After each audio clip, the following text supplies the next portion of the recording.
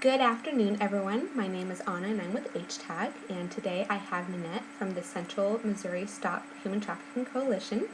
Nanette, congratulations on winning the Top 25 Abolitionists in America Award. We are very excited to hear more about what you do, as well as what the coalition does to combat modern-day slavery.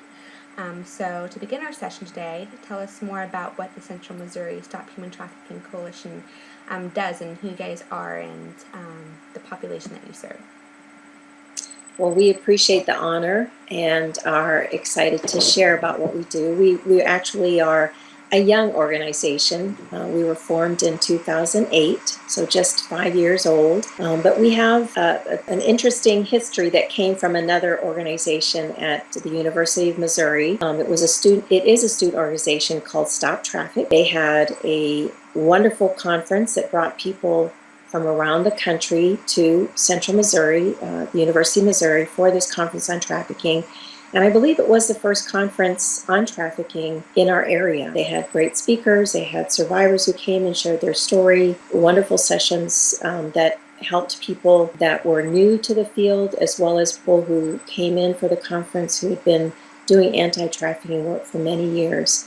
So we were able to learn and hear from a diversity of people. There were many folks in the community who attended this, as well as university students and staff. The vision of the student leadership of Stop Traffic at the university that had the conference saw that there was a need for a community-based organization in order to have better continuity because of the student membership changing year to year. So they were the inspiration. They said to the folks who attended, those of you from the area, would you like to meet, consider this idea? And of course, people did want to do that. We met during the conference, and we decided to meet again after the conference. And there was full consensus that yes, local community folks wanted to support an organization. And we began a partnership with the student organization Stop Traffic. They've always served on the board. A representative has always served on the board. The group met and worked on a name and a vision and mission statement, and eventually a 501c3. And we've been trying to move forward ever since. So our mission statement is to end and prevent forced labor and sexual exploitation of innocent children, women, and men through active engagement in community collaboration and education. We seek to identify victims, expose traffickers and users, promote slave-free practices, and support survivors of human trafficking on their journey toward wholeness. We envision communities free of modern-day slavery. So that has been that's what's given us direction these last 5 years. It has served us well. We have raised money to support the needs of victims in our area.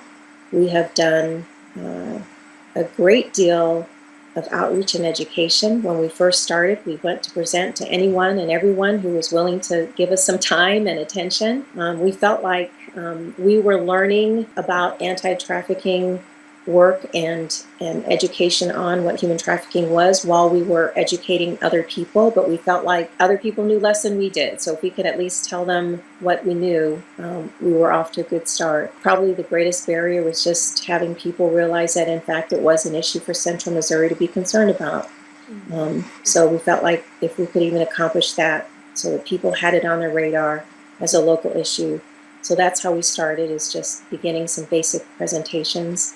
And building the capacity through service providers and law enforcement to understand that as well, folks who would be on the front lines of serving victims, and also agencies that were serving victims without knowing that they were serving victims of human trafficking, and giving them that education to realize that. So the outreach and education, raising funds, and developing that network, providing that education to those who would need to support anti-trafficking work, and building those partnerships across the disciplines. That's a lot of what we've been doing. Perfect. And I'm interested to hear more specifically about how you guys educate the public. What are some specific ways that you guys raise awareness about the issue of human trafficking? We had the good fortune to get a federal grant the first couple years of the coalition. And that gave us some funding to develop materials and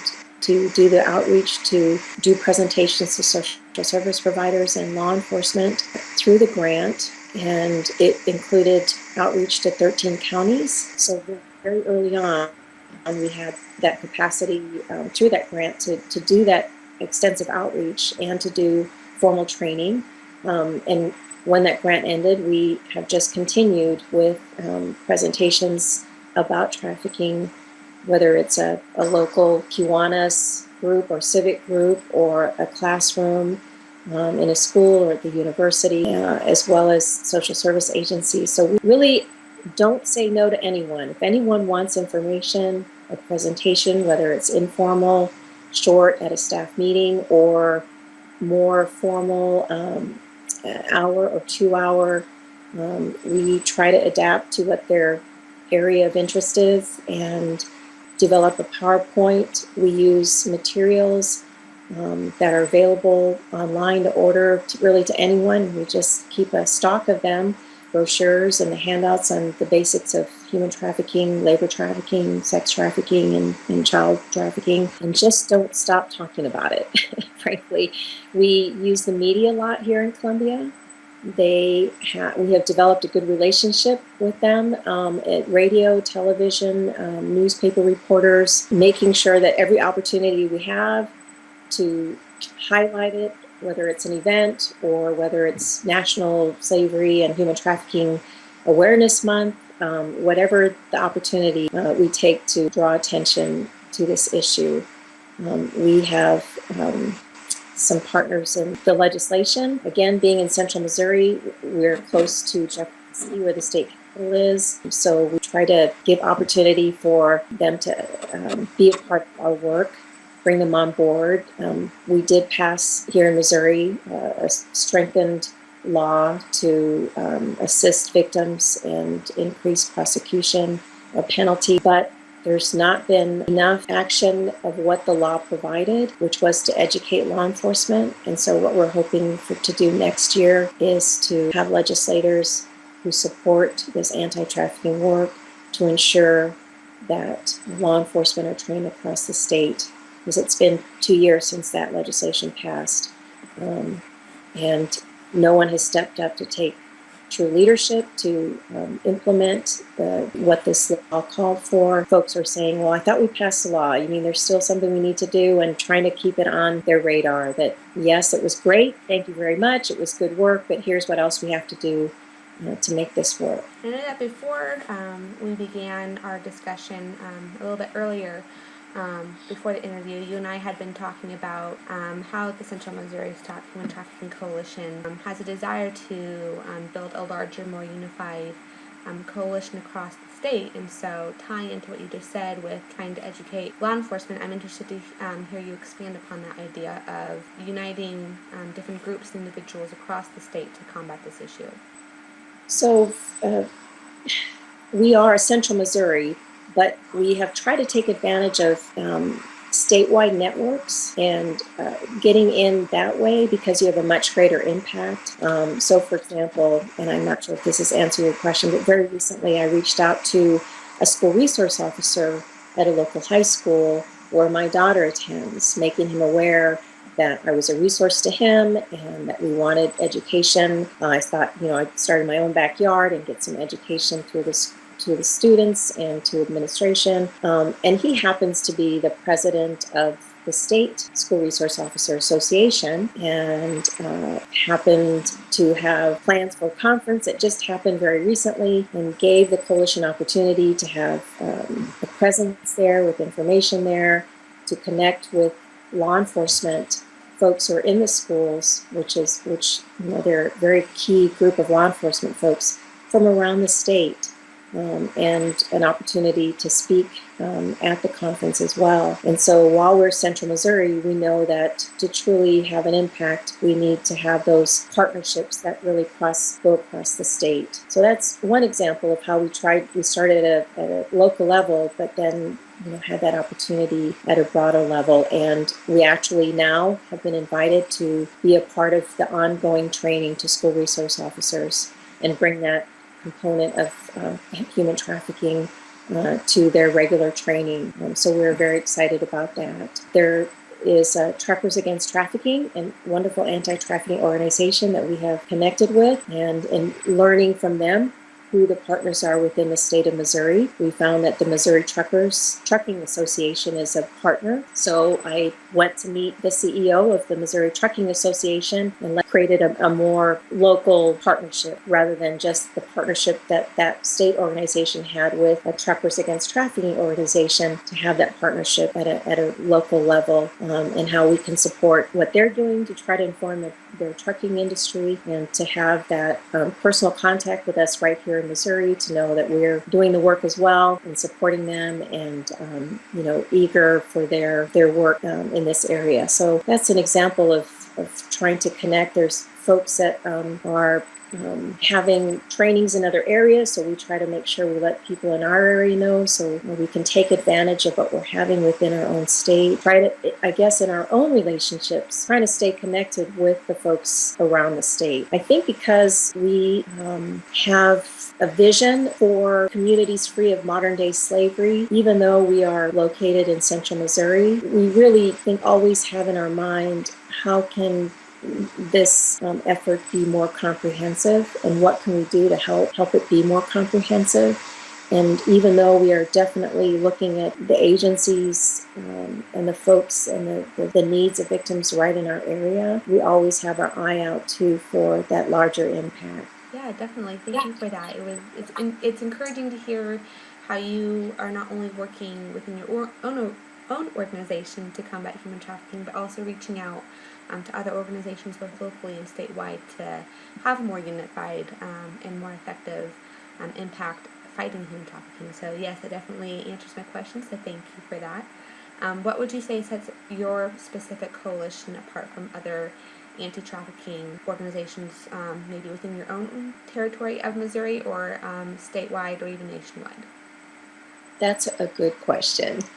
I think maybe I spoke to that a little bit, in that we have our eye on both making that change here locally, but also the larger view of our state, and also trying to stay connected with national issues that we can either sign on to petition or that kind of thing. We are all volunteer run, and so we have the freedom to do what seems to be needed to be done at the time. We're young enough and early enough that we can mold our efforts and direction to the needs, and when people reach out and there's an interest, we can respond, or when we see an opportunity, we can take action. And so we have, I guess, this freedom and also a larger vision that gives us a capacity to respond and take action in multiple directions. We have, my head just spins, honestly, when I think about all the different ways we have gone at this issue. And I think some might say we're doing too many things and not able to focus, but I think we always look at our vision and mission statement and feel like everything we do and have done holds true to that. I think all of us would agree that this issue is so broad and touches so many areas that we kind of go in whatever opportunity presents itself. Another example here just locally is we had a connection to someone who's with the Columbia Hotel Association, Hospitality Association, and we were able to speak to a group of hotel motel workers that were front desk people, as well as housekeeping and a variety of folks. And it actually got attention by an AP reporter in multiple states, and yet it came from just a local connection we had. And in Columbia, we have 35 hotels and motels. So at a local level, we think, wow, we can tackle that. We can sort of make a list of the 35 hotels and motels and begin to get to each of them that weren't there at the presentation and give them some basic tools for the signs of trafficking going on in their locations. But we can also connect with a state wide organization and be able to fill a need for training. What single item or what single achievement are you as an organization most proud of?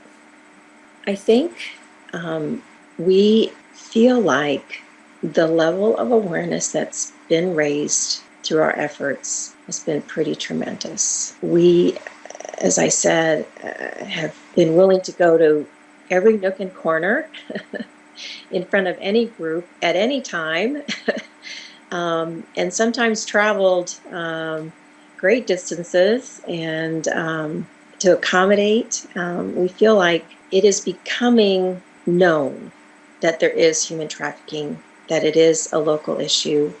I mean, we always will have that person that will say, I have no idea. But when you have a reporter contacting you and saying, is there anything happening? You know you've got the attention of the community in a different way than when we started 5 years ago. And we were trying to get their attention, anyone's attention, and trying to get people to recognize that it was a local issue.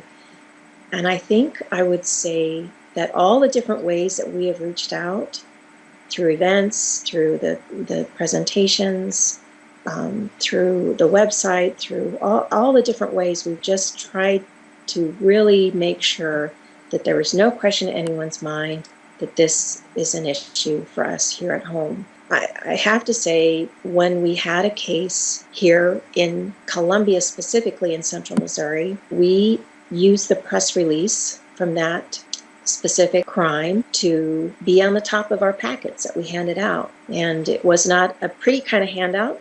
It's already a topic that any handout on human trafficking, but to put the press release of that crime right on the top of the packet intentionally made people have to see that there was no question.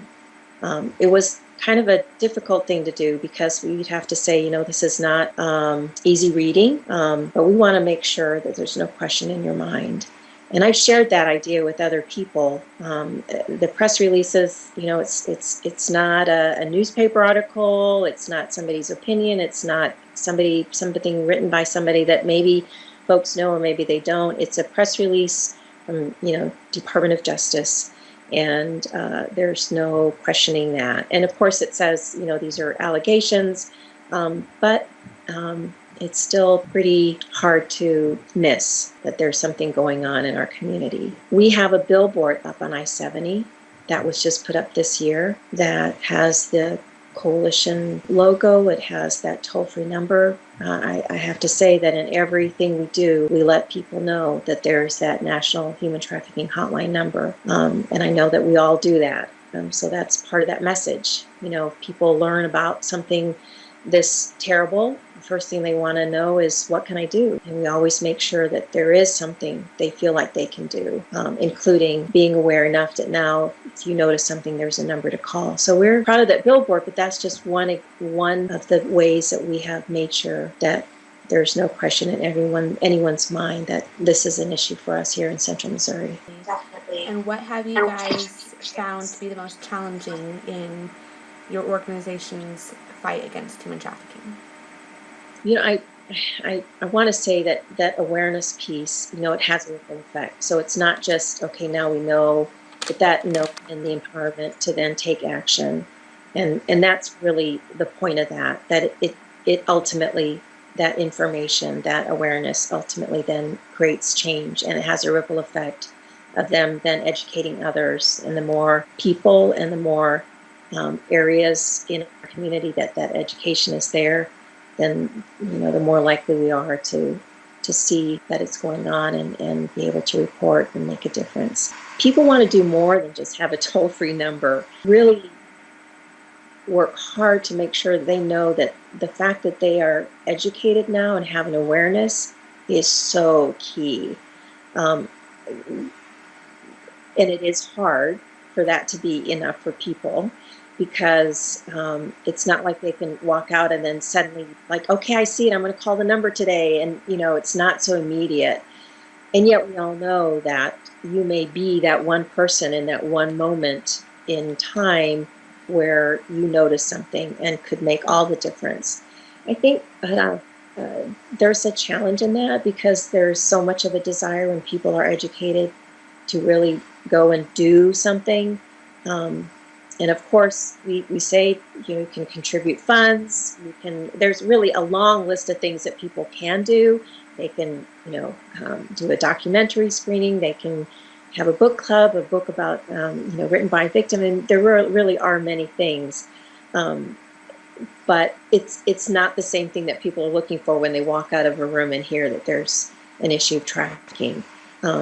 So I think what everyone typically benefits from is that sense that they have helped a victim, and that is a little harder because there's not a victim you can go send someone out to go and help, and to have them understand in this other way of being informed and informing other people in all the ways that they can.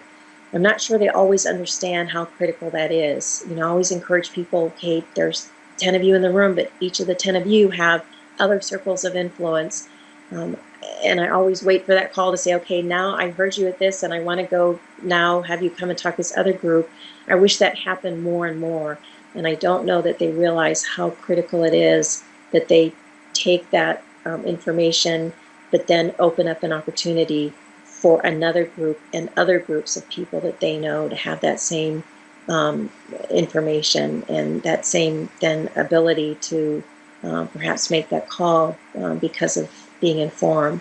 So I think that's a challenge. There's so many people that have been made aware, but to have them feel the power in that and to continue that ripple effect of other people. So once in a while you have that great person who doesn't just look to, okay, I have this information, that's great, so I'm going to look in my little world where it might come up, because it might not come up for a long time, but instead say, okay, this means that there's this other group of people that I'm associated with, and they need to know, because this is what they do and how they might see trafficking in their work or their world. And that's a great thing. When that happens, that's a great thing. We just wish it would happen more often. And is there a project or an event that you guys are currently working on that we at HTAG or those in Missouri can be of assistance to? We are hoping to have a Freedom by Fashion show this fall. We had one for 2 years in a row.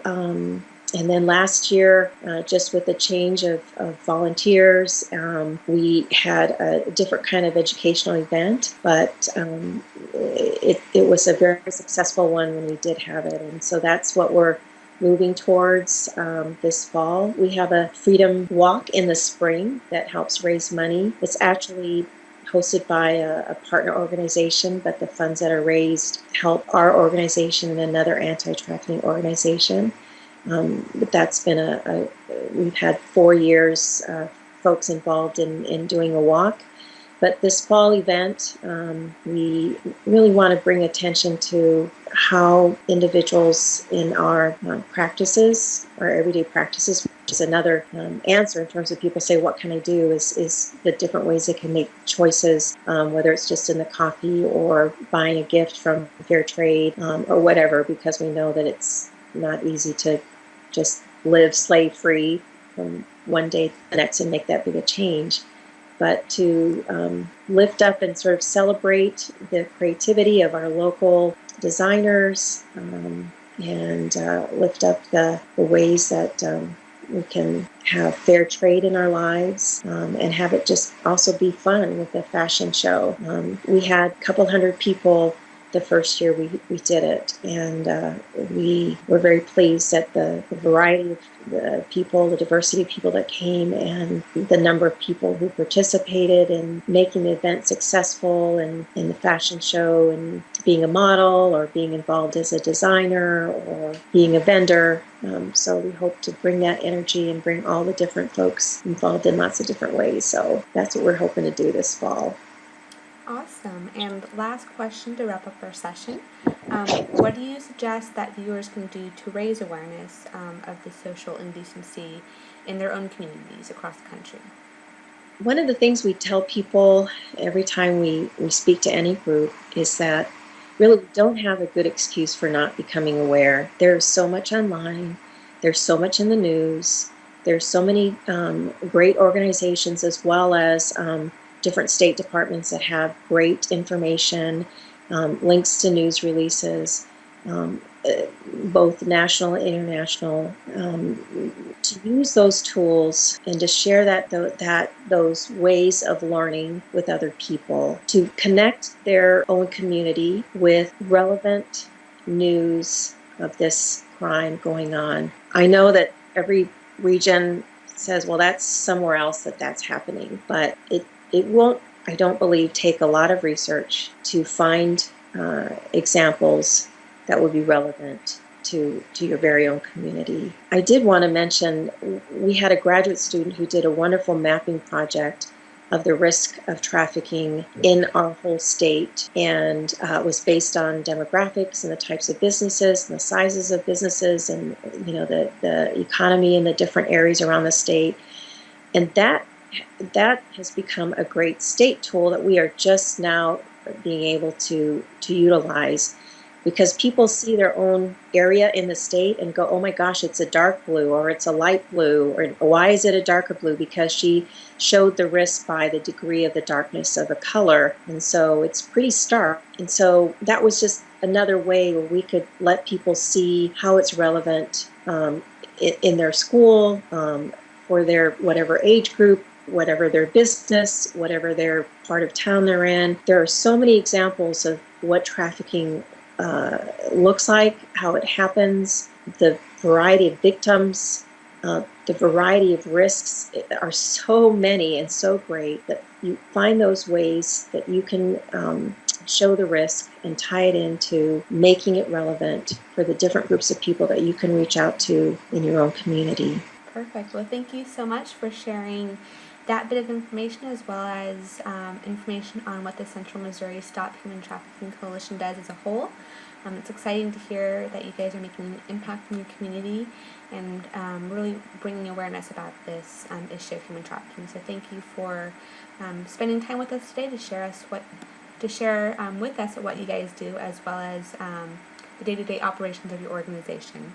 For more information on the Central Missouri Stop Human Trafficking Coalition, you can go to www.stophumantraffickingmo.com, or you can always visit htag.org to find more information about the Human Trafficking Coalition.